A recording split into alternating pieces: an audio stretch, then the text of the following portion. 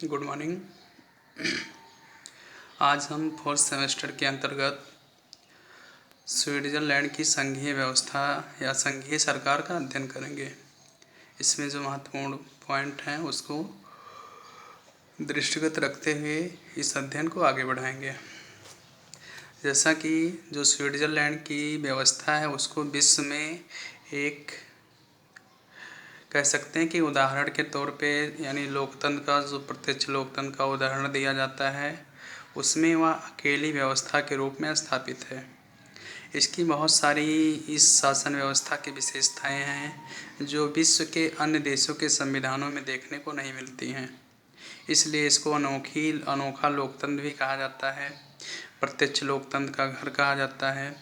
आज इस वीडियो के माध्यम से हम स्विस संघीय सरकार की जो संरचना है, उसकी जो विशेषताएं हैं, उसको समझने का प्रयास करेंगे। जैसा कि जो स्विट्ज़रलैंड का संविधान है वर्तमान परिप्रेक्ष्य में, वह 1999 में लागू हुआ। उसका निर्माण 1998 ईस्वी में किया गया और 99 में लागू किया गया। इससे पहले जो वहाँ पे संविधान चल रहा था वह 1848 ईस्वी का निर्मित संविधान था। जब ये परिवर्तन किया गया तो उसमें जो संघीय व्यवस्था उसमें बहुत ज़्यादा व्यापक परिवर्तन नहीं किया गया, बल्कि जो पूर्व से व्यवस्थाएं चल रही थी उसी को उसमें समायोजित किया गया। लेकिन इसमें जो वर्तमान में संघीय सरकार है उसके नाम में परिवर्तन किया गया। पहले इसको संघीय परिषद के नाम से जाना जाता था। जैसा कि जो स्विट्ज़रलैंड की संघीय सरकार है, यह विश्व की एकमात्र ऐसी सरकार है जो बहुल कार्यपालिका के सिद्धांत पर आधारित है। अगर हम कार्यपालिका को देखें तो कार्यपालिका सदस्यों की संख्या के आधार पर पूरे विश्व में दो प्रकार की पाई जाती है।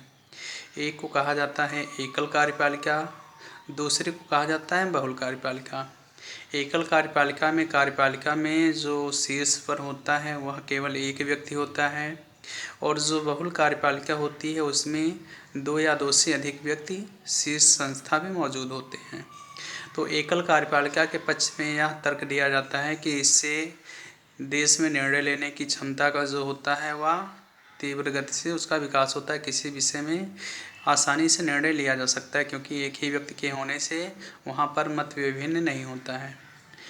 लेकिन जो बहुलवादी कार्यपालिका होती है उसमें क्या होता है कि बहुत सारे लोग अगर होंगे तो वो किसी भी मुद्दे पर बहुत सारे वहाँ पर निर्णय निकल करके सामने आएंगे और अंतिम निर्णय पर पहुँचने में यहाँ पर दिक्कतें होती हैं।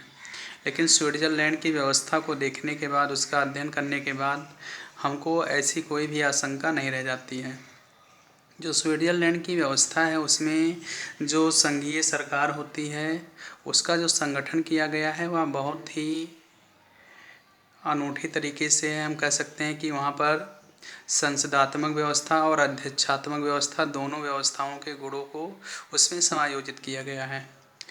ना ही हम उसको संसदात्मक में रख सकते हैं और ना ही अध्यक्षात्मक में रख सकते हैं। जैसे उसमें जो भी संघीय सरकार के सदस्य होते हैं, इनका जब चुनाव होता है तो इनके चुनाव के लिए जो पद्धति है वह जनता द्वारा अप्रत्यक्ष तरीके से किया जाता है। यानी जनता अपने द्वारा चुने गए प्रतिनिधियों के माध्यम से इन सदस्यों का चयन करती है, और जो सदस्य संसद में यानी पार्लियामेंट में होते हैं, प्रतिनिधि सदन में और सीनेट में, उन्हीं सदस्यों के द्वारा उन्हीं के मध्य से इन सातों सदस्यों का चुनाव किया जाता है। क्योंकि कार्यपालिका में 7 सदस्य होते हैं और वहाँ पर इन सातों सदस्यों का जो संख्या का विभाजन किया गया है वो भी इस प्रकार से किया गया है कि स्विट्ज़रलैंड के समस्त क्षेत्रों का भी प्रतिनिधित्व हो जाए और साथ ही साथ जो उसके विभिन्न भाषी क्षेत्र हैं, विभिन्न भाषाओं के लोग हैं, उनका भी प्रतिनिधित्व हो जाए।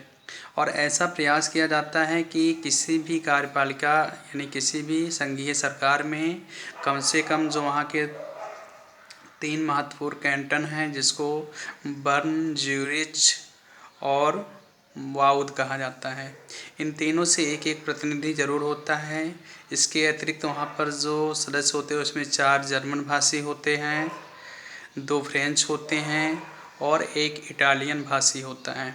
तो इस प्रकार यहाँ पर क्षेत्र के आधार पर और भाषा के आधार पर सभी को प्रतिनिधित्व प्रदान करने की कोशिश की जाती है। यहाँ पर जो स्विस संघीय सरकार का कार्यकाल होता है वो 4 वर्ष का होता है। 4 वर्ष के लिए इसका गठन होता है और इसके सदस्य यानी यहाँ पर एक महत्वपूर्ण विशेषता है कि इसके जो सदस्य होते हैं वह प्रतिनिधि सभा से ही चुने जाते हैं। लेकिन जब एक बार ये संघीय सरकार में चुन लिए जाते हैं तो ये संघीय प्रतिनिधि सदन से अपना इस्तीफा दे देते हैं। ऐसा संसदात्मक व्यवस्था में पाया जाता है कि जो लोग लोकसभा यानी निम्न सदन से चुन करके सरकार में शामिल होते हैं, मंत्री बनते हैं, वह उस सदन का सदस्य भी बने रहते हैं। लेकिन यहाँ पर एक चीज़ अलग है। यहाँ पर क्या होता है कि एक बार सरकार में जाने के बाद संघीय सरकार में वह व्यक्ति अपने पूर्व सदन का यानी जिस भी सदन का है वहाँ का सदस्य नहीं रह जाता, उसको त्यागपत्र देना पड़ता है। इसके साथ ही यहाँ पर क्या होता है कि जो भी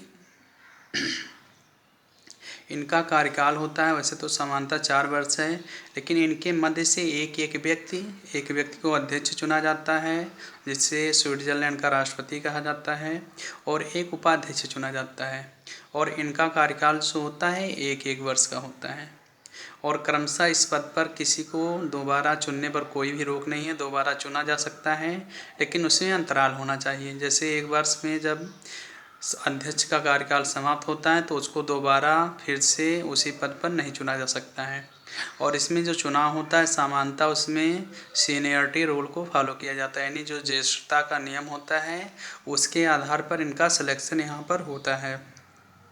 तो इस आधार पर देखा जाता है कि वहाँ पर जितने भी सदस्य होते हैं सभी को बारी बारी से वहाँ पर राष्ट्रपति और वहाँ पर जो उपाध्यक्ष का पद है उस पर जाने का कार्य करने का अवसर मिलता रहता है। और उनके द्वारा राष्ट्रपति का जो अध्यक्ष का पद है, अध्यक्ष का पद कोई विशेष उसको शक्तियाँ नहीं मिलती हैं, बल्कि उसकी शक्तियाँ भी जो कार्यपालिका के अन्य सदस्य होते हैं उनके समान ही होती हैं। केवल अध्यक्ष के पद का निर्माण इसलिए किया गया है जिससे कि वह उस समिति की अध्यक्षता कर सके और उसके कार्यों में संयोजन ला सके।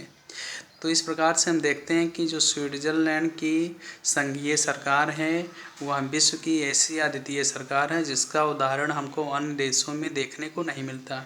यहाँ पर संसदात्मक और अध्यक्षात्मक व्यवस्था को इस प्रकार से आपस में गूँथा गया है कि दोनों की जो विशिष्टताएं हैं उसका उचित संयोजन करते हुए दोनों का लाभ यहाँ पर लिया जा सके और उनके जो नकारात्मक चीज़ें हैं उस चीज़ों को कम किया जा सके।